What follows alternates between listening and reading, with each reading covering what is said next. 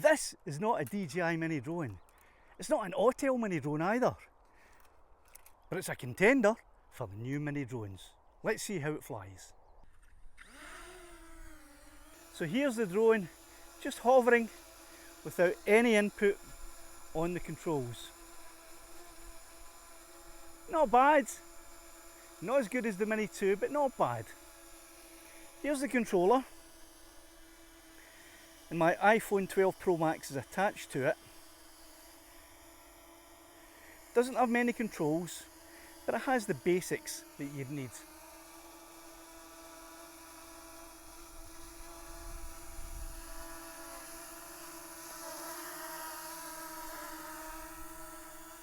It comes with 2 batteries that the manufacturers claim will last 26 minutes each. It's got a range, according to the manufacturers, of 3 kilometres. Now, as you can see, it's swaying about there. I am not inputting anything at all into the controller. And it's certainly jiggling about. And there's no wind today, a very, very, very low wind, about 6 knots. How does it fly? Well, let's see. It doesn't have obstacle avoidance.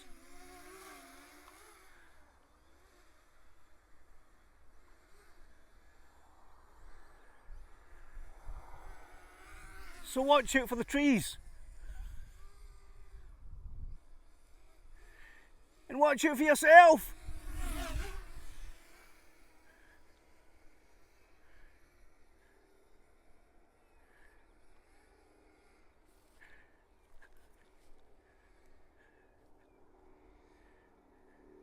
I tell you what, I wouldn't use it for any type of precision flying or to get any particular cinematic quality footage. But it's not a bad wee drone. But is it worth 289 quid? With the dark colour of the drone, it's much easier to see in the sky than the DJI Minis because it's a darker colour. It's dark grey.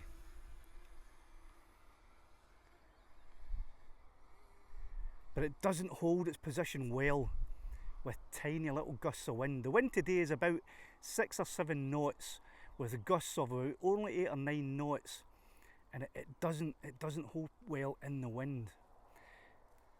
But there we are, we're out to, it's hard to see in the screen's not great, but we're out to 160 metres at the moment, and I can still see it really clearly, and I could even see the orientation of it too. So this dark colour, don't know if you can pick it up on the camera, so this dark colour is really the way to go, and I am going to skin Lassie and Caledonia with a dark grey or maybe even a black if I can get it, because that's quite remarkable how much more clear that is to see in the sky than Lassie and Caledonia. But not for precise flying, absolutely not. It's a good value, I don't know. At that price, could you get a DJI Mini 2 SE? Could you get a spare battery with it and a battery charger? Well, you could charge them up in the drone, I suppose. I don't know.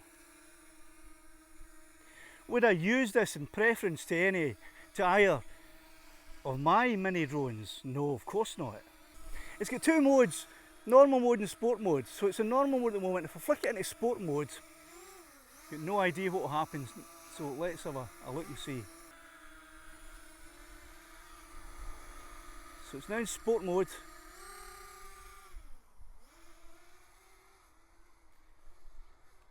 And this is what the screen looks like that you're looking at, although it's not very bright, and there's a bit of lag on the screen as well, and the further away you go, the more the lag is, and it's very, very hard to see. I know it's bright today, so that obviously doesn't help. But the screen is hard to see.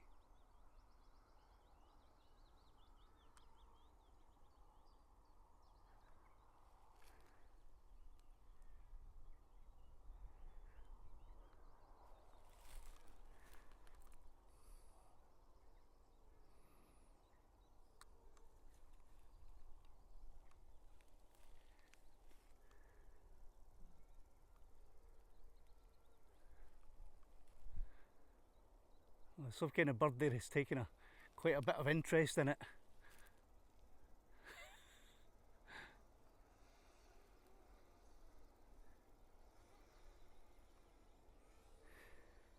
So this is it in sport mode, and I'll put it out full throttle, and then you'll see on the screen what speed it can do. But it's flying like an old Spitfire for World War II, wiggling its wings as it flies, which is not ideal.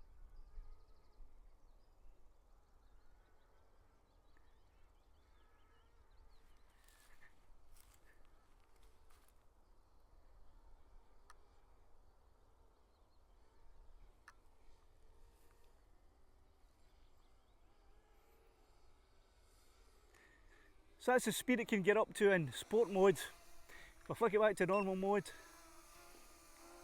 here's the speed it can get up to in normal mode.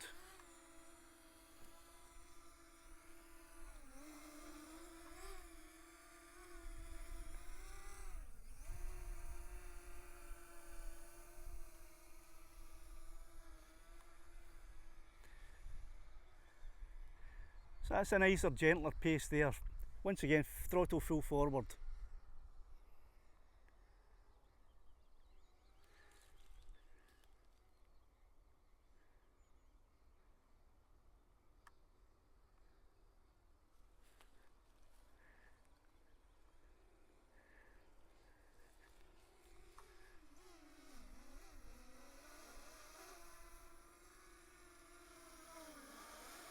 Yeah, I think they're on the right lines with this drone. It has all of the characteristics of a mini drone. It does fly well. It's fairly responsive. It's not bad in the gusts of wind. So just to fly it around and have a little bit of fun watching it fly around is okay.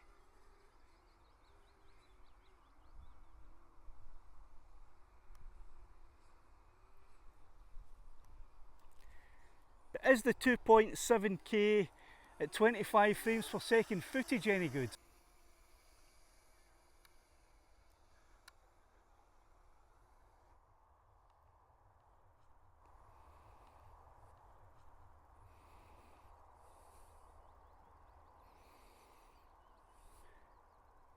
So the movements are a little bit jerky compared with the DJI Mini 2 and Mini 3 Pro.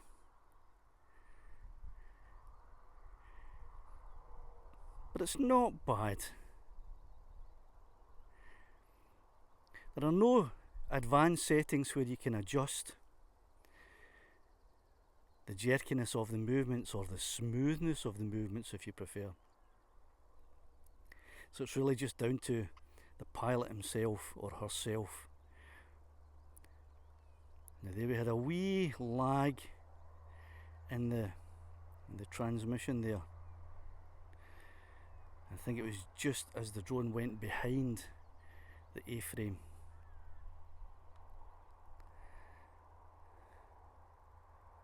So I have to say, there's no, it's not bad. I wouldn't trust this to fly any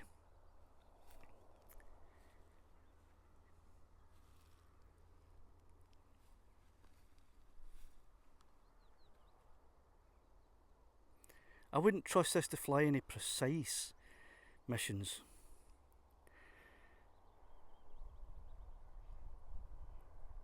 It's certainly wobbling about.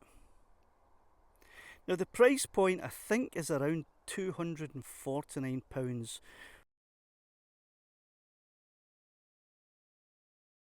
for the drone, the controller, 2 batteries and a wee battery charger.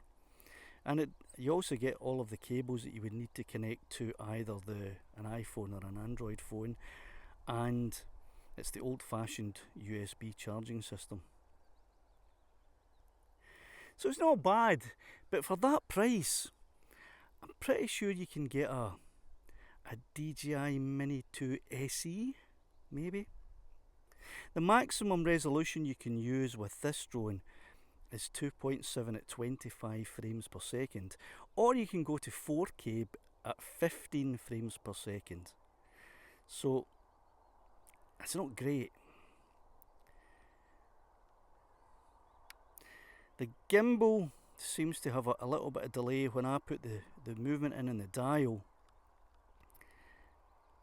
And there's a warning has come up on the screen, but it's in Chinese, so I can't read what it says. It's probably telling me I've got a low battery, because I can see I've got 31% left in the battery. And it's now beeping. So it's now automatically returning to home on a low battery. So that's a good point. That's a good thing. So it's automatically returning, and it's directly above me. And one thing I will say about this is it's very, very loud, much louder than the DJI Mini drones. So it did activate return to home when the battery warning, low battery warning, came up in Chinese. It's possible you can change the language text on the screen. When it lands, the problem that I noticed when I took it for a very, very short flight earlier is that when it comes down to do a return to home landing,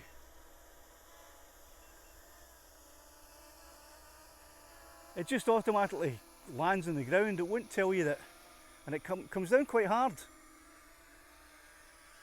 Boom, just like that. So that was quite a hard wee landing there. So, I mean, you will have to watch and be careful of where you're landing it if you decide to get one of these. It is quite light. It's definitely under 250 grams. Not quite sure exactly what the weight is yet. The other thing I noticed is that this dark grey colour is really, really good against the light sky.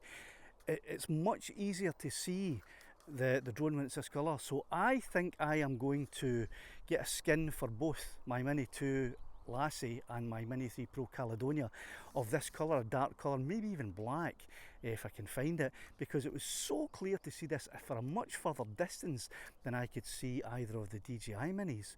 So if I've learned anything at all, it's that the colour of this one is better. You only get 4 single props as spares, which is not great. I mean, you would expect a full set of spares to come with it.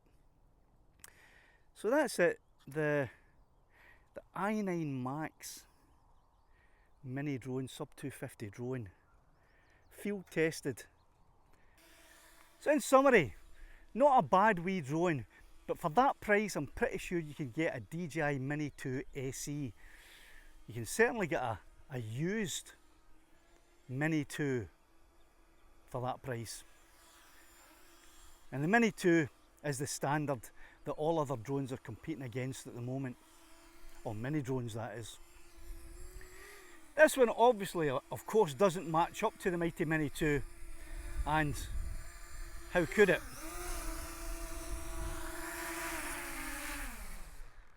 But it does even say on here that it is lighter than 249 grams. It's got a 3-way gimbal, so that's no bad. And it's designed very, very similarly to the DJI Mini 2. I'll power it off and pull the battery. So that's the battery there. And the battery's meant to last 26 minutes. Like DJI, you'll probably get 3/4 of that. So that is the i9 Max sub 250 gram mini drone. There's a link in the description if you want to purchase it yourself and have a look at, maybe do your own comparison with it. So there you go.